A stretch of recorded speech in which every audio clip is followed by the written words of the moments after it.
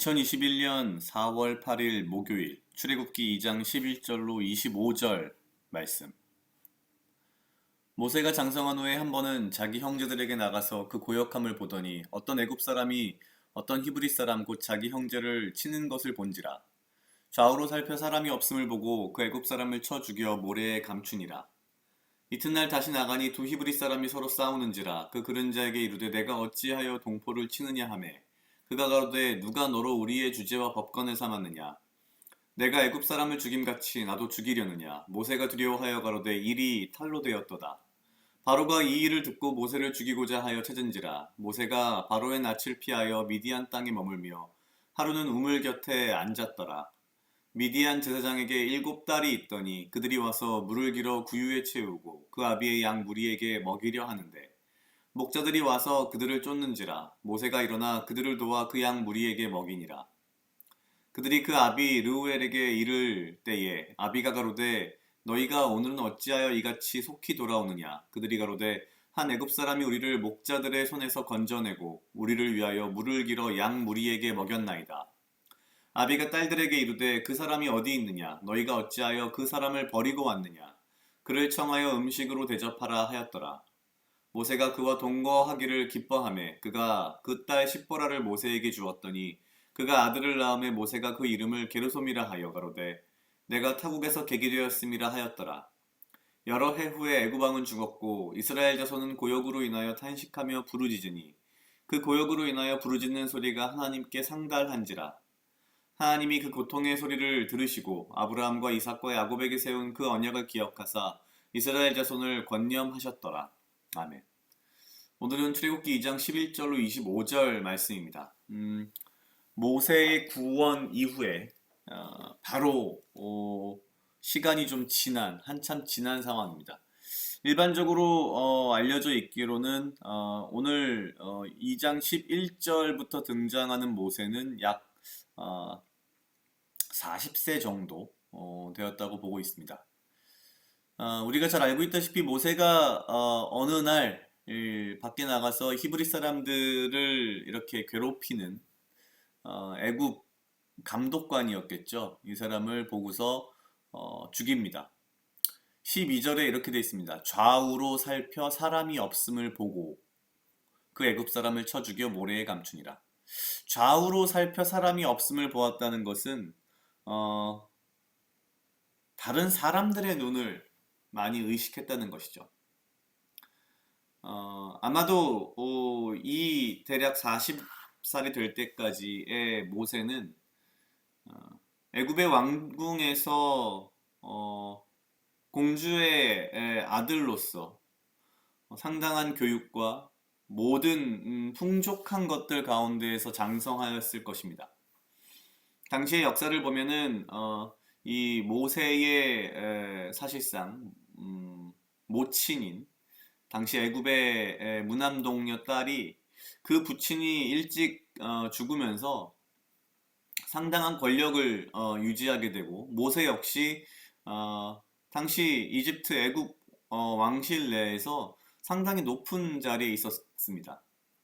어떻게 보고 있냐면 아마도 그러한 이유 때문에 이 모세가 애굽의 감독관을 죽인 것을 아마 빌미삼아 정치적인 어떤 목적으로 모세를 죽이려 했던 것이 아닌가라고 보고 있습니다. 왜냐하면 이 당대의 기준으로 본다면 왕실 사람이 누군가를 죽인 것이 어떻게 보면 그렇게 큰 죄가 되거나 문제가 되지 않는데 그 자체가 아니라 오히려 이것을 정치적으로 이용하려는 어떤 반대파에 의해서 아마도 모세가 도망을 한 것이 아닌가라고 보고 있습니다.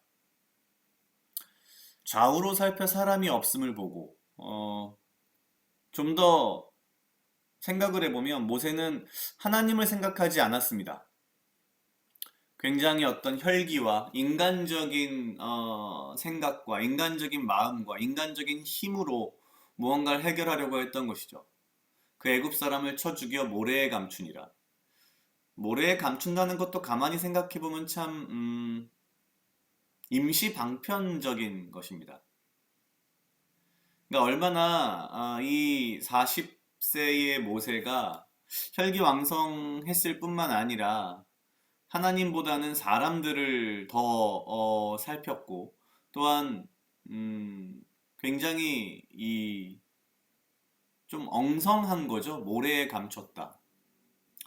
당연히 이제 모세는 도망을 치게 됩니다. 미디안 광야에 나가는데 미디안 광야에서 미디안 제사장의 7달들이 물을 길어 양의 무리를 먹이는 이 상황을 보게 됩니다. 이때에 목자들이 와서 어, 미디안 제사장 7달을 이제 괴롭히면서 사실 못되게 구니까 다시 또 한번 모세가 나섭니다. 사실 이런 모습을 보면 모세는 어떻게 보면은 굉장히 인간적으로는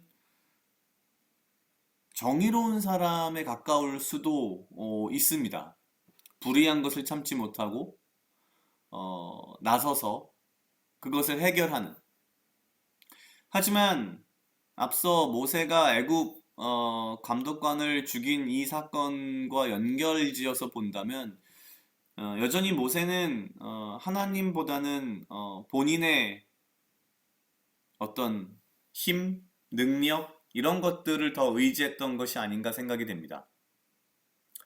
이 이후에 모세는 미디안 제사장 이 르우엘과 함께 지내면서 미디안 광야에서 이제 40년의 세월을 보내게 됩니다. 오늘 11절에서 40세였던 모세가 23절, 24절쯤에 가면 이제 80세가 되는 거죠. 그리고 나서 이제 80세쯤 된 모세가 다시 애굽으로 돌아가서 이스라엘 자손을 출애굽시키는 것입니다.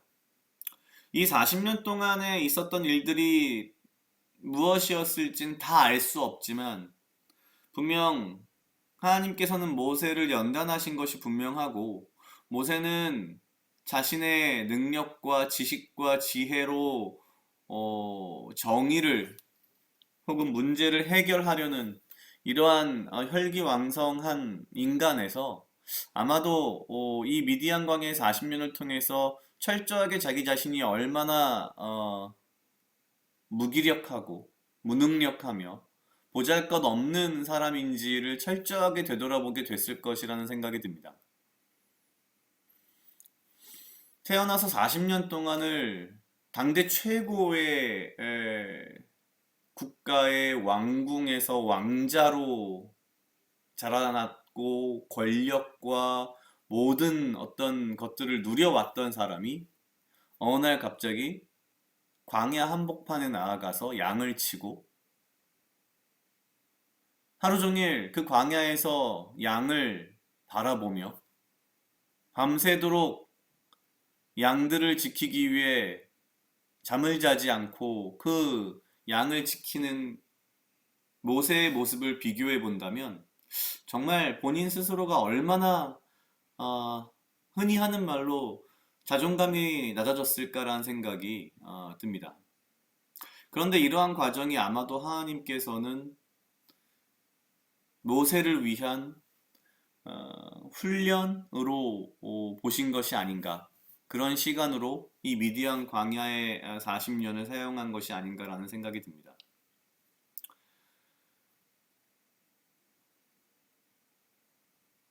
인간의 정의는 분명히 한계가 있습니다. 그리고 인간의 선도 또한 선이 아닙니다. 오늘 모세가 보여준 모습은 인간의 선과 인간의 정의를 보여준 것이란 생각이 듭니다. 여전히 사람들, 좌우를 살피는 사람의 모습, 사람들의 눈만을 의식하는 모습의 모세가 이젠 더 이상 사람이 아닌 하나님만을 의식하는 모세로 변화하는 과정이 오늘 이 미디안 광야의 40년에 들어있지 않나라는 생각이 듭니다. 특별히 그의 아들의 이름을 게르솜이라고 지었다라고 되어 있는데요. 의미는 내가 타국에서 객이 되었다라는 의미인데 가만히 생각해보면 아들의 이름을 이렇게 지었다는 것은 정말 이제 어떻게 본다면 내가 정말 아무것도 아니구나. 나는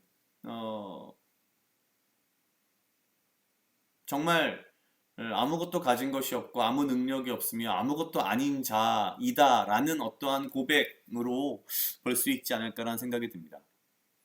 그런 면에서 본다면 뭐 저 역시도 내가 옳고 내가 맞고 내가 의롭다라는 생각을 사람이기 때문에 참 자꾸 하게 되는데 그러한 것들을 모두 내려놓고 사람이 아닌 하나님을 바라보며 하나님의 의를 구하는 그리고 어, 나는 정말 아무것도 아니다라는 것을 다시 한번 마음속에 새겨야 한다는 그런 생각을 조금 했습니다. 각자 약 2분 정도 묵상하시겠습니다.